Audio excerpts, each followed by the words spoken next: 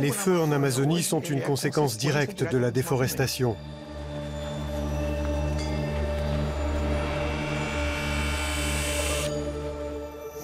Nous sommes venus ici pour coloniser l'Amazonie.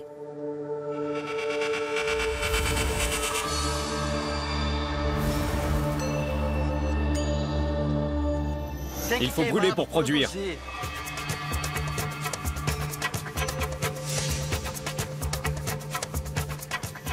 On reçoit souvent des menaces de mort.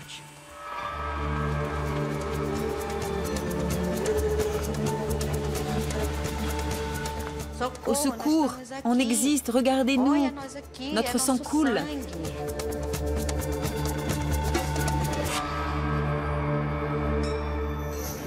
Ces bandits viennent ici pour piller notre pays. Vous comprenez? On ne va pas les laisser faire. Je soutiens Bolsonaro. Ela não está sendo devastada e nem consumida pelo fogo, como diz mentirosamente a mídia.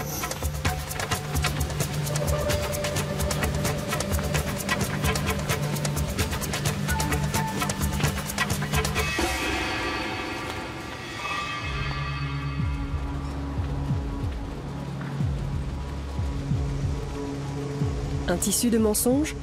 À en croire le président du Brésil, la forêt tropicale serait parfaitement intacte. Mais la réalité est tout autre. Jair Bolsonaro a beau avoir interdit l'agriculture sur brûlis pendant 2 mois, elle reste une pratique quotidienne en Amazonie. Il faut dire que les enjeux ne sont pas seulement environnementaux, ils sont aussi et surtout d'ordre foncier et économique.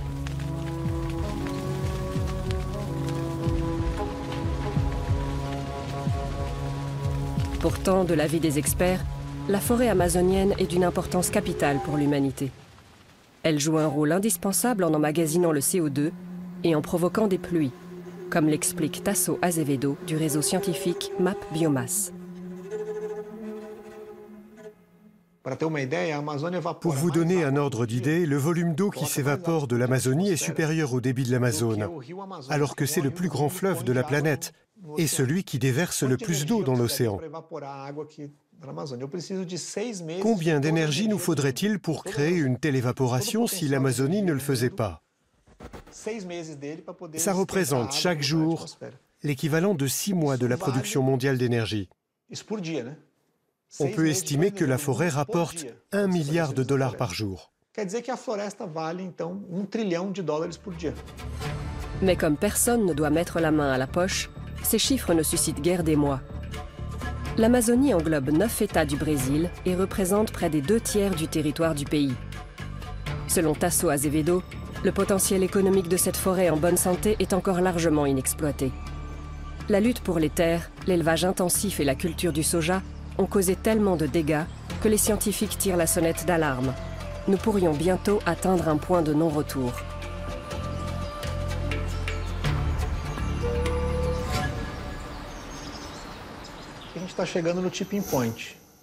Nous nous approchons du point de non-retour.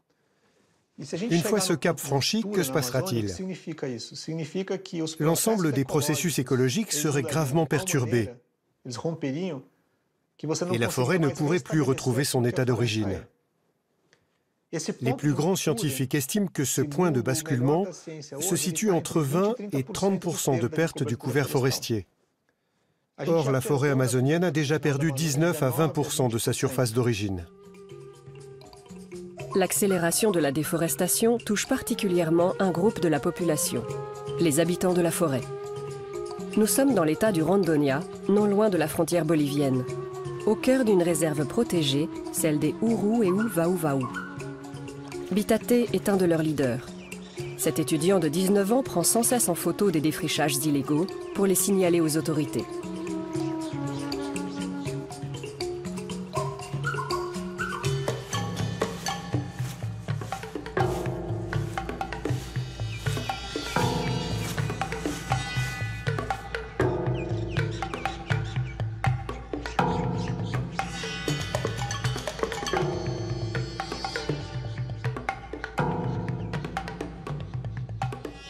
O que me deixa triste é ver Ce qui me rend triste, c'est de voir notre forêt dévastée, détruite et mourante.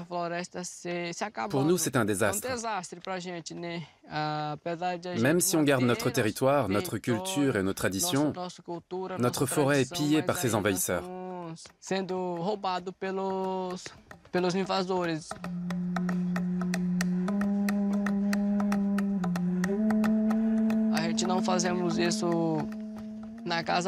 Nous, quand on va chez eux, on ne se conduit pas comme ça.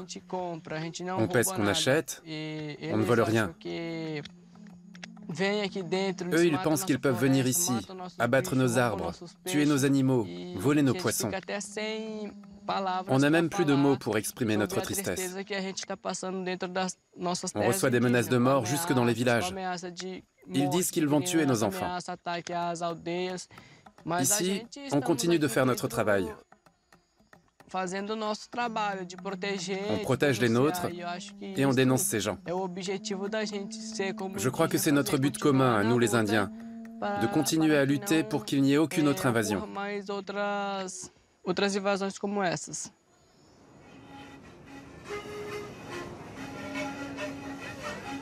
Dans le village des Uru et Uvauvau, l'ambiance est tendue.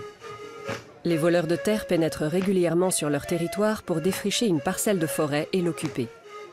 Les autochtones se préparent au pire.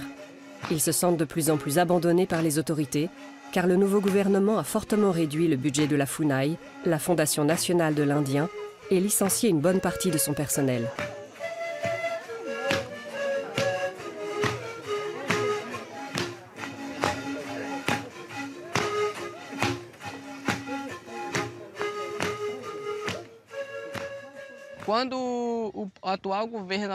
Depuis que le nouveau gouvernement est au pouvoir, les invasions de territoires indigènes ont beaucoup augmenté.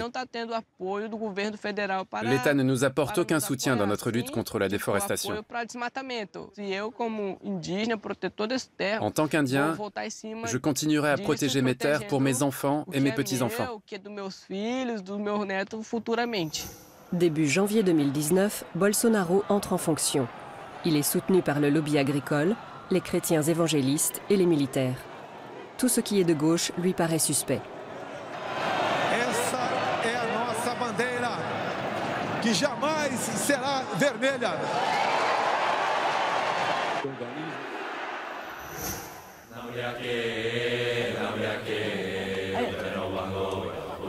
Le président brésilien a horreur de la couleur rouge et les droits des indigènes le gênent dans son action en Amazonie.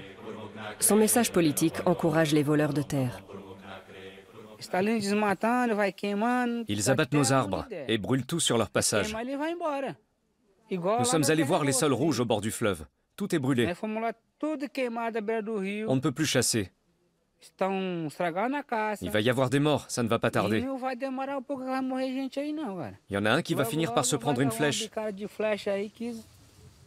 Je suis déjà en train de rassembler un groupe plus nombreux pour les affronter. Pour l'instant, je les préviens. Mais après, je serai sans pitié.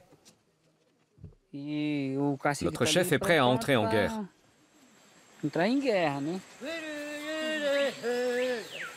Une patrouille des Uru et Uvauvau dans la jungle. Ils ne portent pas d'armes à feu, mais seulement des arcs et des flèches. Comme dans les années 1970 et 1980, à l'époque de la dictature militaire, lorsque les colons blancs perpétraient des massacres. Aujourd'hui, il ne reste ici plus qu'une centaine d'indigènes. Leurs ennemis ont le droit de s'armer. Bolsonaro a assoupli la législation sur le port d'armes. Et aujourd'hui, la forêt et ses gardiens souffrent. Le défrichement est une pratique courante en Amazonie. Mais ces derniers temps, le nombre de feux a fortement augmenté.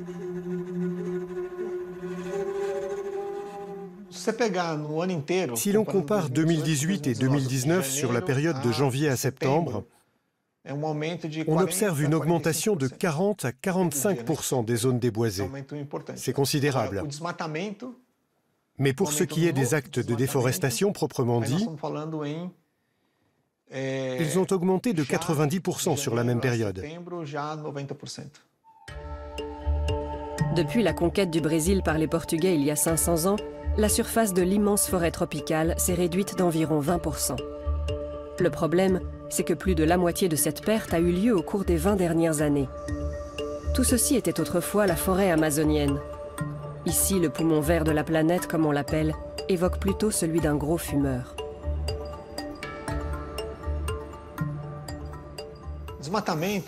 On ne luttera pas contre la déforestation en plaçant un policier devant chaque arbre. Il faut surtout en finir avec le sentiment d'impunité. Le village des Uru et Uvauvaú fait partie du district de Campo Novo. Le territoire indien est une réserve protégée. Du moins sur le papier, car tout le monde ne respecte pas la loi.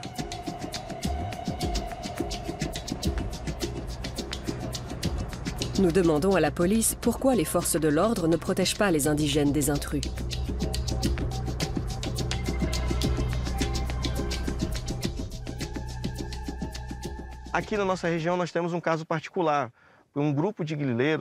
Ici, dans la région, on est confronté à un cas particulier.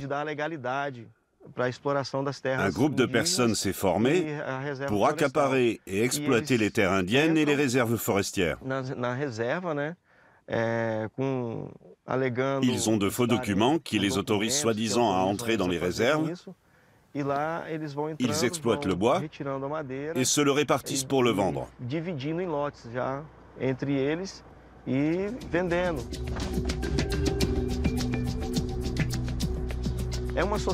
Ils sont bien organisés et ont même des avocats qui les conseillent. On sait également que certains partis politiques soutiennent leur association pour qu'elle puisse envahir les terres sans être inquiétée. Ça rend notre travail beaucoup plus difficile. Ces structures mafieuses ne sont pas un phénomène nouveau dans un pays gangréné par la crise. Il n'est donc pas étonnant que les écologistes de l'Institut ICM Bio n'osent plus s'exprimer devant leur domicile et encore moins devant une caméra. Les Indiens reçoivent beaucoup de menaces.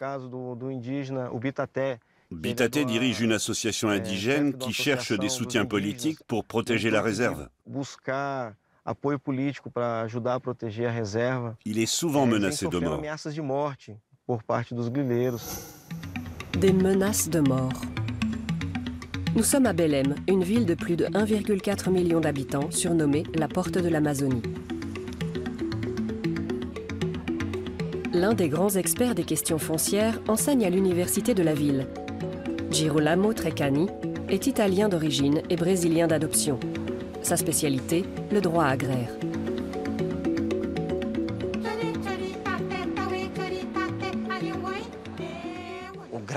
En Amazonie et au Brésil en général, le problème n'est pas tant le manque de terre, mais le fait qu'elles sont mal réparties. Le Brésil ne compte plus qu'environ 900 000 Indiens. Jusqu'ici, seuls 462 territoires sont gérés par la FUNAI. Hoje, 14% do território brasileiro está demarcado como terra indígena. Quero deixar claro, o Brasil não vai aumentar para 20% sua área já demarcada como terra indígena. Il ne s'agit pas d'une option, d'une possibilité lointaine ou d'un choix, mais d'une disposition de la Constitution. Quand le gouvernement brésilien déclare qu'il ne cédera pas de terre aux Indiens, ne serait-ce qu'un lopin, il viole la Constitution fédérale.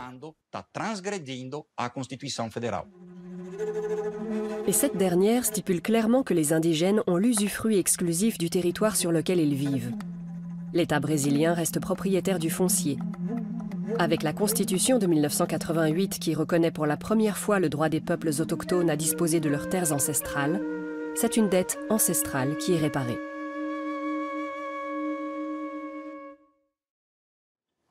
L'article 231 de la Constitution fédérale du Brésil reconnaît les droits des peuples autochtones. C'est incontestable. En refusant de reconnaître que ces terres leur appartiennent, le gouvernement actuel est en contradiction directe avec la Constitution fédérale.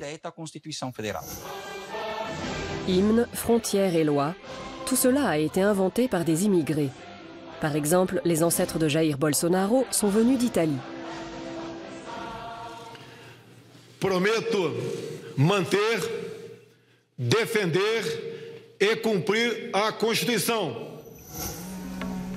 Assimilation et intégration, ont longtemps été le credo des détenteurs du pouvoir, des dictateurs militaires, mais aussi de l'institution catholique. Il fallait pour ainsi dire transformer les indigènes en blancs. L'Église est revenue sur cette position.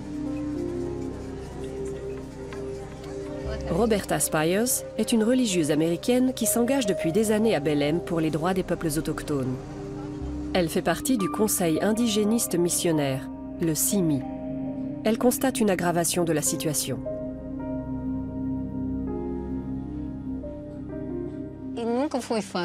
Cela n'a jamais été facile pour les Indiens, mais les agressions physiques se sont multipliées ces 9 derniers mois. En une seule nuit, on a compté 3 attaques dans des villages guaranis du Rio Grande do Sul, dans l'extrême sud du pays. Au nord, à la fin du mois de juillet, un groupe d'orpailleurs a envahi une terre et assassiné un chef. Peu après, dans l'état de Rondônia, un autre chef a été tué.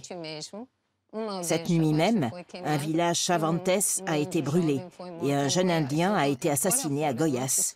Ces agressions contre les Indiens et leur territoire se multiplient dans tout le pays. Le CIMI a recensé 135 assassinats en 2018. Une tendance à la hausse.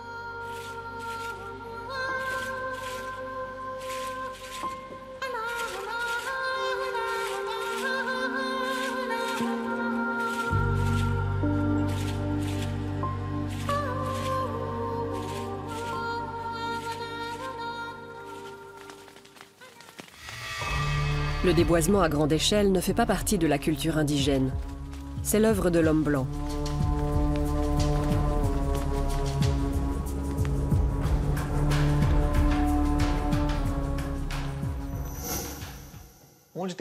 Dans toutes les zones habitées par des Indiens, la forêt est en bon état.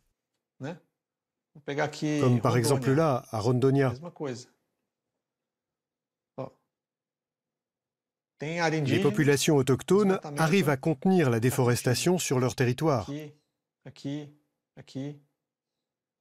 Chaque terre autochtone est une unité protégée.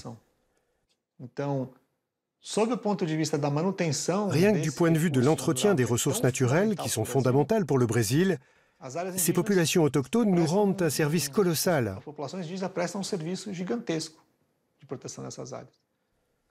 Et le plus incroyable, c'est qu'on ne les paye même pas pour ça. Anapu, ville située aux abords de la légendaire voie transamazonienne, incarne toutes les violences quotidiennes perpétrées en Amazonie. C'est ici qu'ont vu le jour les projets de développement durable au début de ce siècle. Le but était de répartir les terres plus équitablement et d'y installer de petits paysans. Jane Dwyer a été l'un des témoins de la première heure. Avec une autre religieuse, Dorothy Stang, tuée en 2005 pour le compte de grands propriétaires terriens, elle a entrepris de se battre pour les pauvres.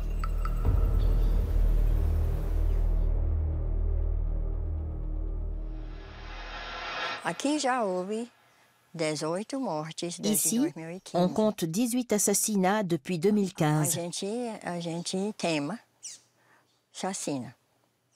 C'est un véritable massacre.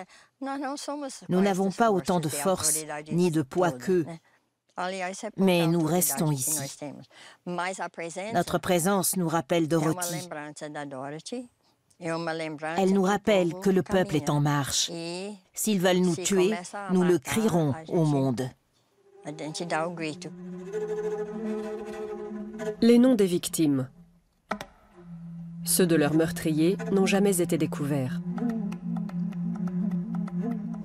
Aucun de ces assassinats n'a fait l'objet d'un procès.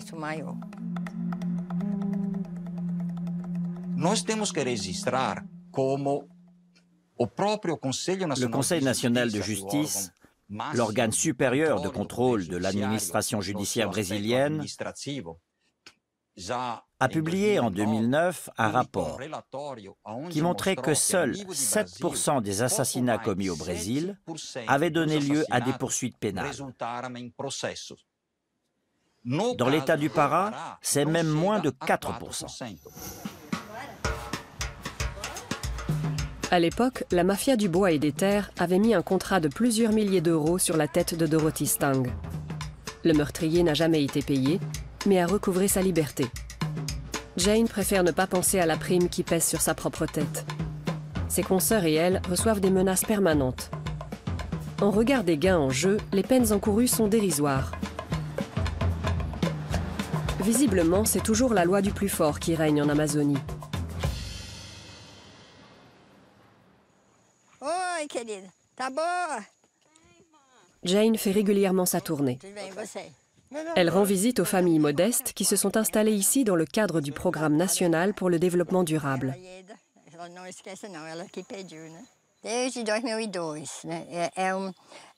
Depuis 2002, l'INCRA, l'agence chargée de la réforme agraire, a trouvé une alternative qui correspond mieux à la réalité dans la forêt amazonienne. Elle attribue des parcelles pour l'agriculture familiale. L'idée est que les familles préservent la forêt tout en cultivant une partie des terres. Elles sont les nouvelles gardiennes de la forêt.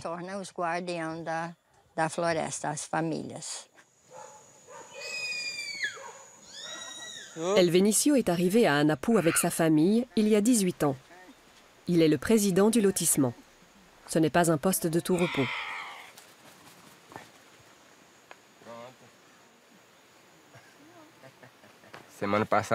La semaine dernière, quelqu'un m'a dit « Fais attention, ton nom tourne beaucoup en ce moment ». C'est comme ça. On n'est pas terrorisé, mais la peur est présente. Quand je sors et que je laisse ma famille seule à la maison, je ne sais pas ce qui pourrait se passer. Une fusillade est vite arrivée.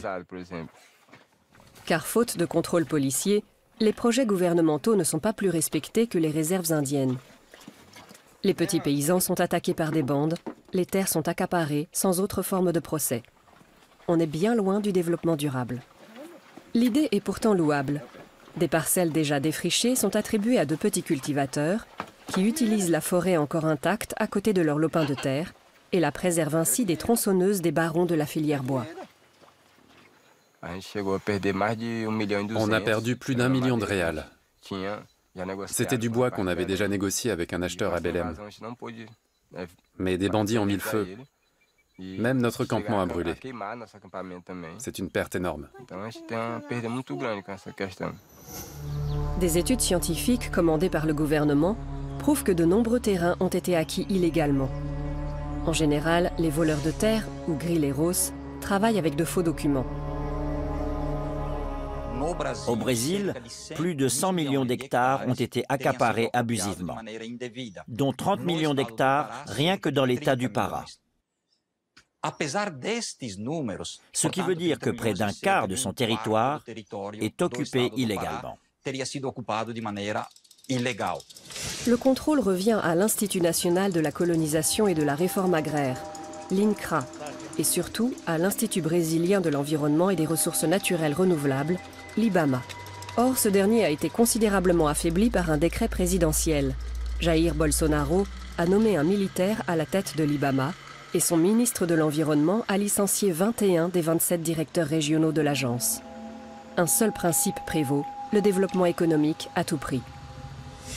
Você quer uma licença, por exemplo, até para derrubar uma árvore que já morreu, leva 10 anos. Você quer fazer uma pequena central hidrelétrica, é quase impossível. Não podemos continuar admitindo uma fiscalização xiita por parte do ICMBio e do IBAMA, prejudicando quem quer produzir. L'IBAMA est comme un tigre sans dents. Depuis 1980, l'Institut pour l'environnement a infligé des sanctions pour un montant total de 17 milliards d'euros. Seul un peu plus de 3% de cette somme a été réglée. En 2012, le plus célèbre contrevenant aux lois sur l'environnement a été l'actuel président en personne, pris en train de pêcher illégalement dans une réserve naturelle. Il n'a jamais payé l'amende.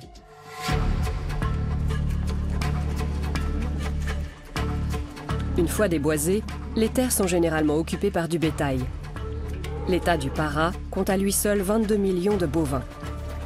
L'élevage est un secteur économique très important. L'industrie agroalimentaire détient un énorme pouvoir au Brésil.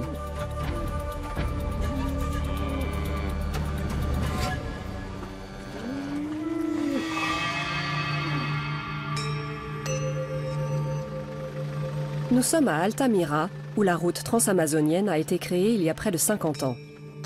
2 agriculteurs qui ne cachent pas leurs convictions politiques ont accepté de parler devant la caméra. Silverio Fernandez et Flavio Frossard. Ils déplorent le marasme économique dans lequel leur région est plongée depuis la fin de la dictature et ne pensent pas beaucoup de bien de la réforme agraire des précédents gouvernements, ni des projets de développement durable.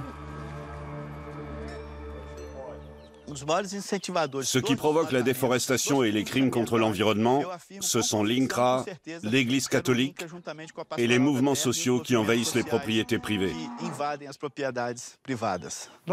On a dû prendre les armes plusieurs fois pour dégager notre propriété.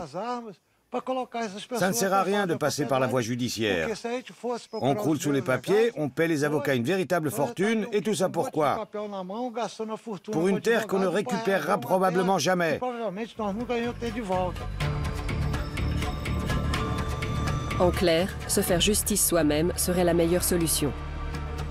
L'Amazonie est un immense territoire où il est d'autant plus dur d'effectuer des contrôles que les pouvoirs publics manquent de moyens.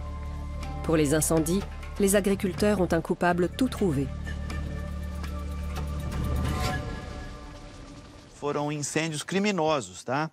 Ce sont des incendies criminels, provoqués par des ennemis de notre gouvernement, des opposants sponsorisés par des ONG. Ils veulent semer le chaos dans notre région. L'Amazonie ne brûle pas, c'est faux. Tout n'est donc que mensonge? Des fake news répandues par les médias? Ces images ont été prises tout près d'ici, après notre entretien avec les agriculteurs. À quel jeu malsain joue-t-on aujourd'hui? Des particuliers déforestent et brûlent, en se disant que demain, le gouvernement reconnaîtra ces pratiques illégales comme de bonnes actions, qu'il leur attribuera un titre de propriété parce qu'ils ont bien travaillé en abattant les arbres et en brûlant les terres. Le message qu'on passe, c'est « couper, brûler, le crime paye ». Même si elle est désormais interdite, la culture sur brûlis se pratique aussi à Anapu. En général, on s'approprie un terrain par le feu. Cela n'est pas sans rappeler l'esprit des conquistadors. Il y a plus de 10 hectares qui brûlent ici. C'est la politique du fait accompli.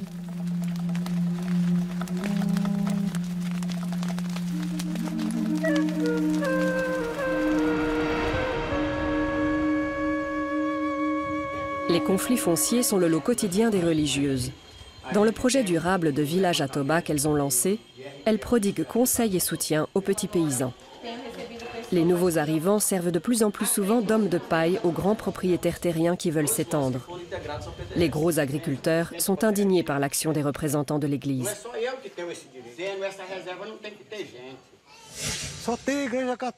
L'Église catholique attise les conflits, mais après, elle affirme qu'elle suit les enseignements de Dieu, la parole du Christ et la Bible.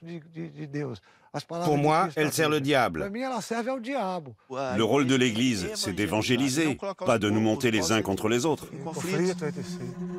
Ces attaques laissent Jane Dwyer de marbre. L'Église doit écouter les pauvres et leur venir en aide. Telle est sa conviction. Nous défendons la forêt parce que, selon le christianisme, elle est la création de Dieu le Père, offerte pour que tous puissent vivre dans l'abondance. Si ça, ce n'est pas de l'évangélisation, je ne sais pas ce que c'est. Rome, fin octobre 2019. Le pape a convoqué un synode sur l'Amazonie. L'institution catholique change de cap. L'Amazonie, de nouvelles voies pour l'Église et pour une écologie intégrale. La protection de l'environnement doit être plus profondément ancrée dans la conscience des fidèles. François, le pape argentin, a fait des inégalités criantes en Amérique du Sud un thème central. Son Église des pauvres rappelle l'époque de la théologie de la libération.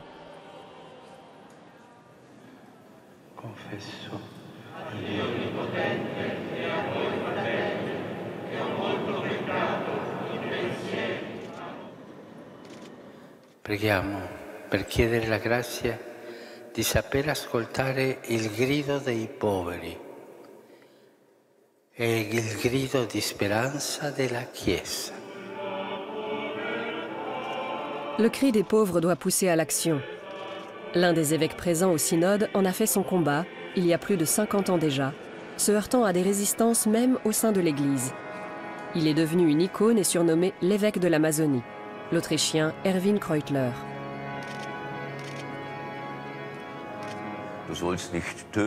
Tu ne tueras point. Qu'est-ce que ça signifie? Ce n'est pas seulement l'histoire de Caïn et Abel. On peut aussi tuer en privant les hommes de leurs ressources, de leurs moyens de subsistance. À partir du moment où on ne respecte pas la forêt, où on la détruit par la culture du brûlis, on modifie la nature. C'est une incursion majeure qui se répercute sur les gens qui vivent là. Tu ne voleras point. Chasser les gens de leur terre pour se l'approprier, c'est aussi une forme de vol. Donc on n'a pas besoin d'un nouveau commandement. L'écologie est déjà contenue dans les 10 commandements. À son arrivée en Amazonie il y a 54 ans, on ne parlait pas encore d'écologie. Erwin Kreutler a été victime d'un attentat et il ne compte plus les menaces de mort qu'il a reçues. Depuis 13 ans, il est sous surveillance policière 24 heures sur 24.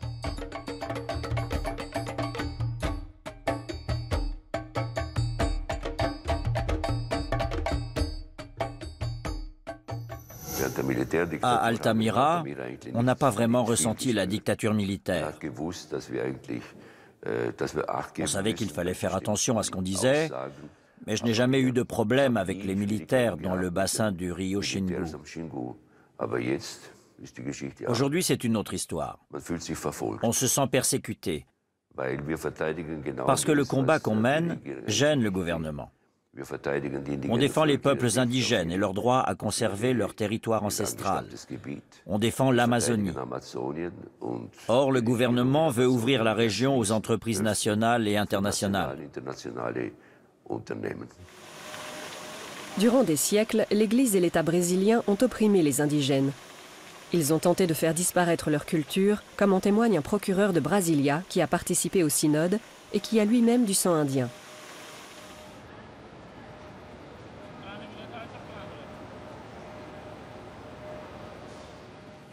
La religion, les langues, les traditions, la culture des peuples indigènes, tout ça, ça ne vaut rien. Ce qui compte, c'est la civilisation des hommes blancs.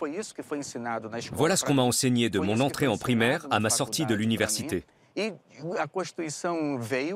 puis la nouvelle constitution est arrivée et on nous a dit « Non, maintenant, on va faire autrement ». Sauf que les gens, en particulier les professionnels du droit, sont encore très imprégnés de la vision colonialiste.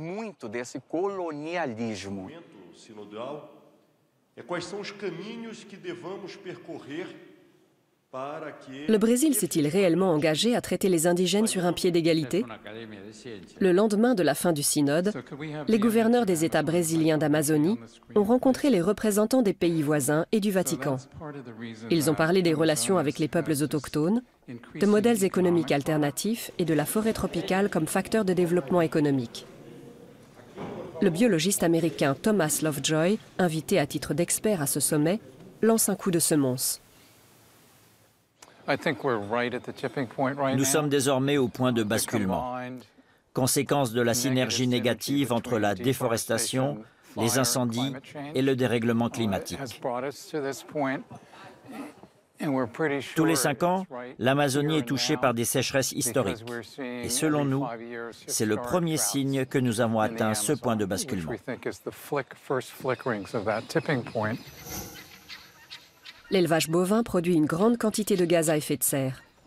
Notre consommation de viande contribue donc au changement climatique. Pourtant, avec sa biodiversité exceptionnelle, l'Amazonie offre de nombreuses alternatives économiques à l'élevage. Pourquoi une forêt défrichée a-t-elle plus de valeur qu'une forêt préservée? Laisser les arbres en place, ça ne rapporte rien.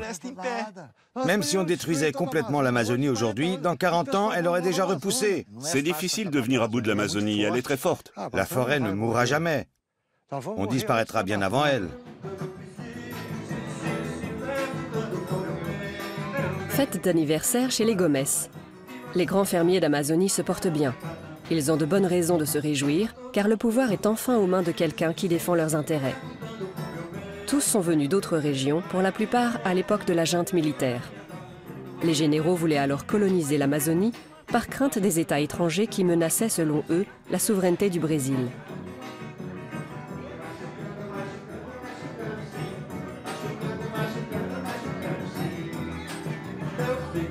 Jair Bolsonaro affûte ses armes. Il répète à l'envi que des puissances extérieures veulent envahir son pays à cause des feux de forêt et développe un scénario de menace nationale semblable à celui des dictateurs militaires. On vit dans un État riche, mais toutes ces ONG nous harcèlent. Elles critiquent les Brésiliens et prétendent qu'on brûle l'Amazonie.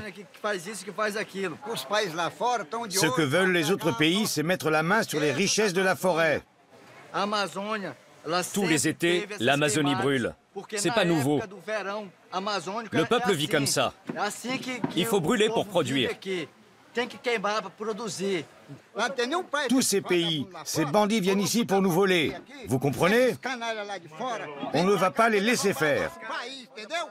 Je soutiens Bolsonaro. Occupe-toi de tes terres et moi je m'occupe des miennes. Plante tes arbres et laisse-moi planter les miens. Vous vous prenez pour qui? On ne va pas vous laisser commander chez nous. Jair Bolsonaro a gagné les élections avec l'aide de l'industrie agroalimentaire. À présent, il doit renvoyer l'ascenseur. O agronegócio como todo tem que merecer o nosso respeito, porque é uma das poucas coisas na economia que está dando certo no Brasil. O homem do campo precisa de segurança jurídica, precisa da garantia da sua propriedade privada. Le président brésilien a été vivement critiqué sur le plan international pour sa gestion des incendies de la plus grande zone de forêt tropicale intacte au monde. C'est surtout les déclarations du président Macron qui ont déplu à l'ancien militaire. S'agit-il d'une ingérence? En tout cas, Bolsonaro l'a perçu comme une atteinte à la souveraineté de son pays.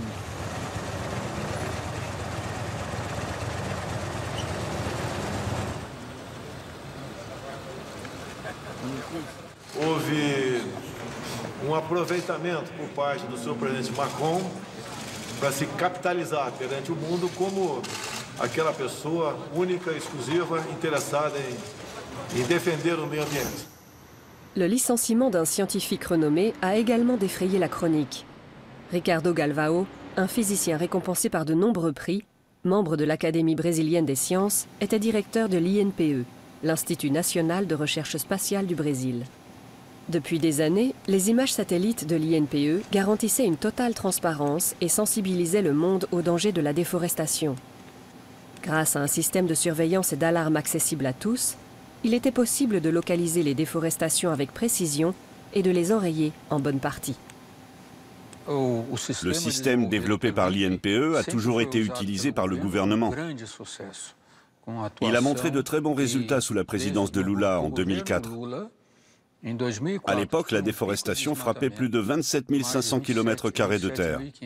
En 2012, grâce au système de l'INPE, on avait réussi à la faire baisser à 4 200 km², soit une diminution de 80%.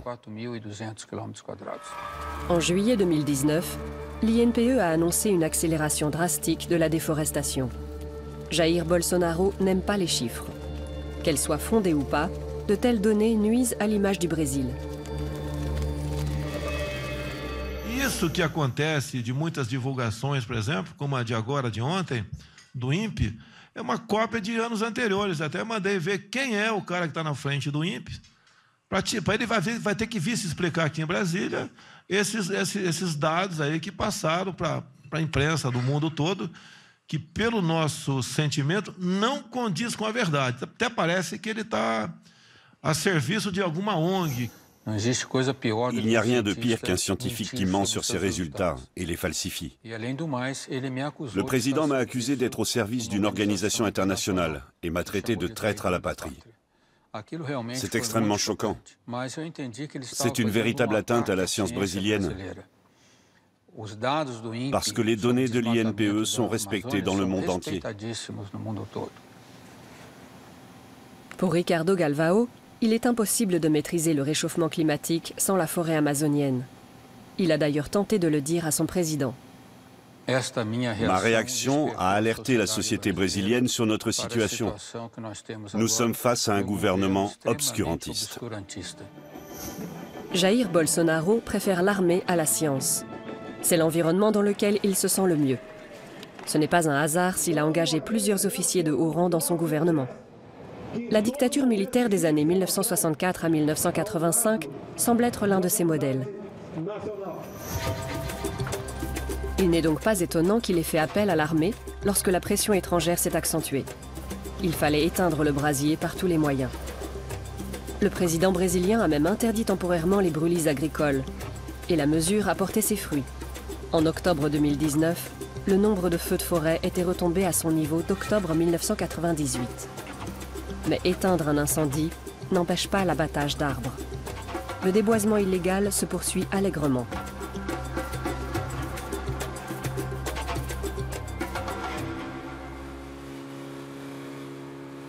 Nous descendons le Tapajós, un grand affluent de l'Amazone.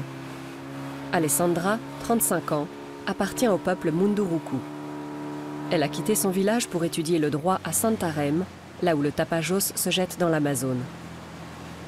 Quand ses études et sa famille lui en laissent le temps, elle se rend le week-end dans les villages Munduruku. La mafia du bois, les barons du soja et les chercheurs d'or mènent la vie dure aux membres de son ethnie.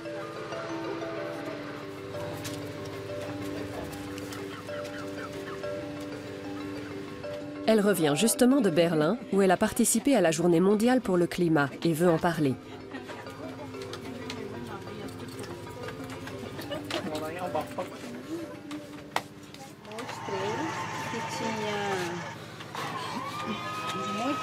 Beaucoup de gens sont de notre côté. Il y a beaucoup d'enfants et d'adolescents.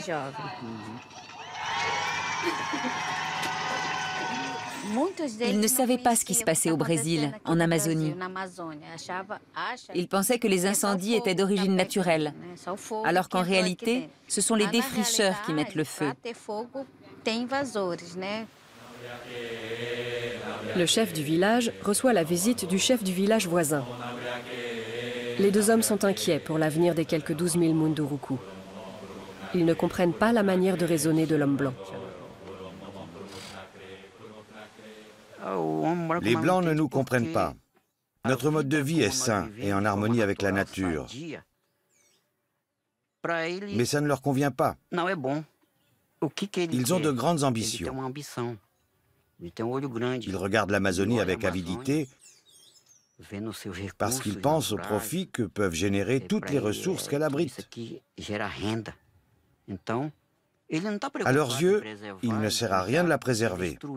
Ils veulent la détruire pour faire un maximum de bénéfices. On sait que nos terres regorgent de richesses, mais on veut les exploiter à notre manière, sans les détruire. On n'est pas comme eux.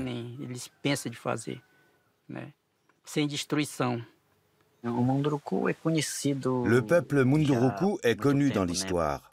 Les voyageurs racontaient la bravoure de nos guerriers. Nous étions des coupeurs de tête. Au siècle dernier, on nous appelait même les Spartiates de l'Amazonie. Nous allons continuer à nous battre. Et nous couperons des têtes, puisqu'elles n'ont aucune conscience.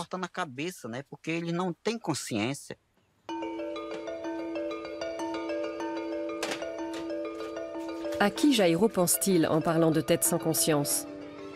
À celui qui est censé être leur grand chef, Jair Bolsonaro, qui a d'autres préoccupations que le bien-être et l'avenir des jeunes indigènes.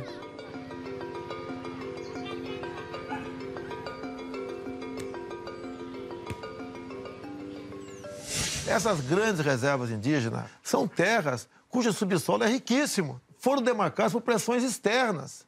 Nós sabemos que, pela autodeterminação dos povos indígenas, mais cedo ou mais tarde, essas grandes áreas podem se tornar independentes. E o índio quer se integrar à sociedade. Ele quer um dentista, ele quer um médico, ele quer energia elétrica. Nós não podemos, né, fazer com que o índio continue vivendo dentro de uma reserva indígena como se fosse animal em zoológico. Alessandra poursuit son voyage sur la rivière. Elle remonte en direction de Santarém pour aller voir les Munduruku d'Asaizal, qui sont chassés par les producteurs de soja. En chemin, elle fait des rencontres désolantes. Ce que transportent ces bateaux, c'est notre forêt détruite. L'Amazonie appelle au secours. Pour la sauver, on a besoin du progrès, mais d'un progrès qui laisse les arbres là où ils sont. Santarém est le port où le soja est embarqué. Le Brésil expédie chaque année plus de 83 millions de tonnes de soja vers l'étranger, ce qui en fait le premier exportateur au monde. La Chine est son meilleur client. Mais les Européens s'approvisionnent également ici. Notre combat n'est pas facile, mais il est important. On est peut-être petits, mais on se bat comme des géants.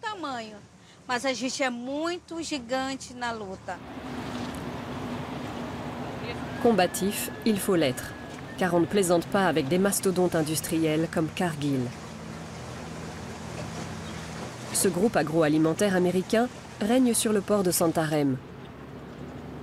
Et le gouvernement Bolsonaro a autorisé plus de 400 pesticides depuis son entrée en fonction en janvier 2019.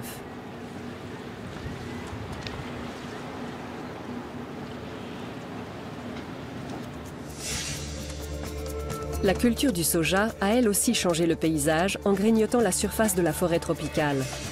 D'après Alessandra, les Européens devraient boycotter le bœuf et le soja, souillés par le sang des indigènes. À Asaizal, elle rend visite à un groupe de Munduruku, dont l'eau a été polluée par les cultivateurs de soja. Le jeune chef, José Nildo, lui montre l'état de la rivière.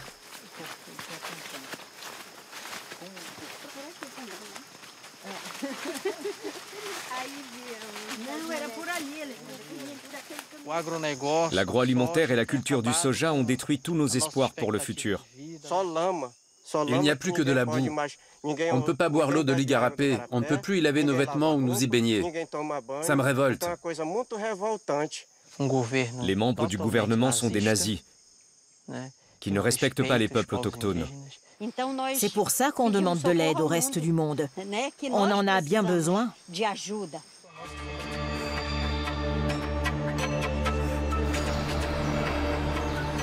Mais qui va supporter les coûts d'entretien du poumon vert de la planète? L'ingénieur forestier Tasso Azevedo a une idée. Comment pourrait-on répartir les coûts liés à l'entretien de cette forêt immense? C'est tout simple. Il suffit de retenir $1 par baril de pétrole pour le consacrer à la conservation des forêts et à l'entretien des stocks de carbone. Ça rapporterait $100 millions par jour, soit 30 milliards par an. C'est assez pour mettre en place un gigantesque programme de compensation. On n'aura plus d'autre choix que de la préserver, cette forêt. Santarém est une ville universitaire d'environ 300 000 habitants. C'est ici qu'Alessandra effectue son premier semestre en droit. Comment les indigènes peuvent-ils se défendre face à un président qui a saboté la protection de l'environnement et placé un de leurs ennemis à la tête de la FUNAI, la Fondation nationale de l'Indien? Peut-être en connaissant leurs droits. Des étudiants issus de différentes ethnies se sont inscrits aux cours sur les droits de l'homme. Ici aussi, Alessandra peut parler de son voyage en Allemagne.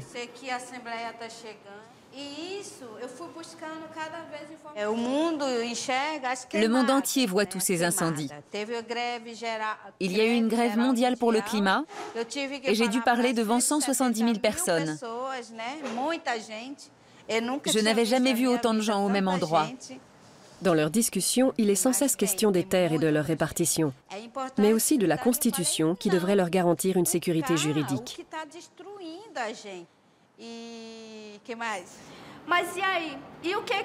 Et après, qu'est-ce qu'on fait pour nous? La loi, elle existe. On a bien l'article 231 et d'autres décisions de notre côté. Mais il ne faut pas que ça reste sur le papier. Les gens meurent pour ça. On a tous des gens de notre famille qui sont morts parce qu'ils voulaient faire appliquer la loi. C'est pour ça que nous sommes révoltés. Je viens étudier ici, à l'université, pour apprendre avec les Blancs, connaître leurs stratégies et les enseigner aux gens de mon village. C'est très inquiétant. Avant, on pouvait chasser. On mangeait des pacas, des tatous. Aujourd'hui, on ne trouve plus rien, parce que les Blancs ont brûlé notre forêt. Mais même la loi a une couleur. Et elle est blanche. Ces futurs juristes ne se découragent pas pour autant. Ils veulent se battre pour leurs droits. Leur professeur les met en garde en utilisant une métaphore locale. La loi est comme un serpent. Elle ne mord que ceux qui marchent pieds nus. On dit souvent que les Indiens meurent comme les animaux. On les enterre et c'est fini. Mais nous sommes toujours là. Nos familles ne peuvent plus rester dans leur village. Alors on sort pour crier au monde « Au secours ! On existe, regardez-nous !» Notre sang coule, c'est notre maison, elle fait partie de nous. Vous ne nous en expulserez pas. L'Amazonie brûle. Son cri de détresse est plus pressant que jamais. Début août 2019, le ciel de Sao Paulo s'est soudain assombri à 3 heures de l'après-midi. Le vent avait charrié la fumée des feux de forêt sur 3000 km jusqu'à la capitale économique du Brésil. Voilà ce qu'est l'Amazonie pour moi. Toutes ces ressources sont un trésor inestimable. C'est pour cela que nous devons la protéger. Un trésor dont le gouvernement ne mesure pas la valeur. Dans le Brésil de Bolsonaro, il n'y a pas que les arbres qui brûlent. Les peuples indigènes sont les seuls à entendre l'appel à l'aide de la forêt amazonienne. Ils ont besoin du soutien du monde entier dans leur combat contre les flammes et contre un président inquiétant pour la sauvegarde de la planète.